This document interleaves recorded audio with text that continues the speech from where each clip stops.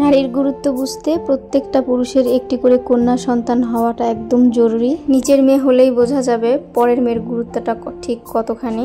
10টা পার হয়ে গেছে, ওই সময় আমার মেয়ের পিঠা খাইতে মন চাইছে, মানে চিতা পিঠা খাবে সে। কথা হচ্ছে আমার ঘরে আটা ছিল না, একটু চাল ছিল হাফ কেজি মতো, সেইটাই কি করব চিন্তা করতে করতে ভিজায় রাখছি প্রায় 1 ঘন্টা মতো। পানিগুলো উন্নার মধ্যে দিয়ে এভাবে ভালো করে একটু নেড়ে দিচ্ছিলাম। দেখো 5 মিনিটের মধ্যে যে এক্সট্রা পানিগুলো ছিল সেগুলো সব আমার উন্নাটাতে একদম নিয়ে নিয়েছে। ভাবলাম ব্লেন্ডারে গুঁড়া করে নিয়ে বাবুকে পিঠা বানাই দেব।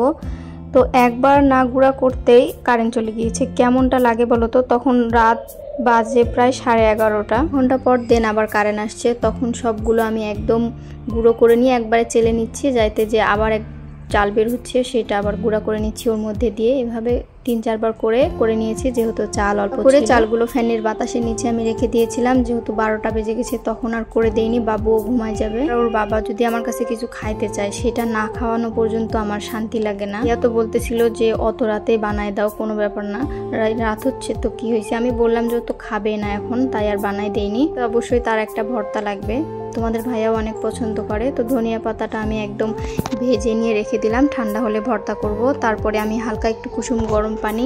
দেখো আমার দুষ্টুমিটা উঠে গেছে, তার তো খুব রাগ, আমি তাকে কেন কোলে নিচ্ছি না, রাগের ঠেলায় সে হেঁটে হেঁটে বেড়াচ্ছে।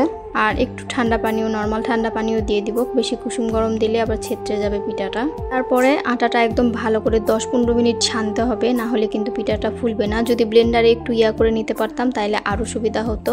কাহিনী হচ্ছে আমার কাছে যে মাটির কড়াই ছিল না, সেটাই আমি ভুলে গিয়েছিলাম।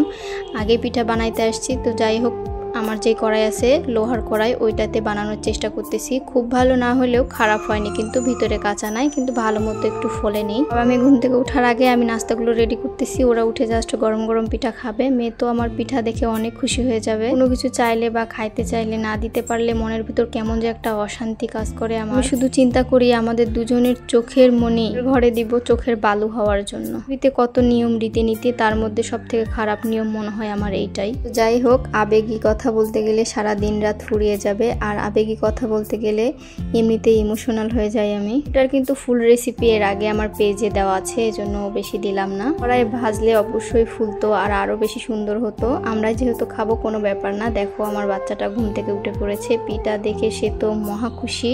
খুশিতেই আমাদের দুজনের চোখের শান্তি আর মনের শান্তি। মা এতগুলো পিঠা আমার জন্য বানাইছো তুমি, সে খেয়ে দেখায় তোমার ভিডিওতে। সে এখন সব বোঝে যে আমি টুকটাক ভিডিও করি। আজকের ভিডিওটা তোমাদের কাছে কেমন লেগেছে অবশ্যই কমেন্ট করে জানাবা। আর ইউটিউব থেকে দেখলে অবশ্যই আমার চ্যানেলটি সাবস্ক্রাইব করে দিবা, আর ফেসবুক থেকে দেখলে অবশ্যই ফলো করে দিবা। আর ভালো থেকো, সুস্থ থেকো, আমাদের জন্য বেশি বেশি করে দোয়া করে দিও। আল্লাহ হাফেজ সবাইকে।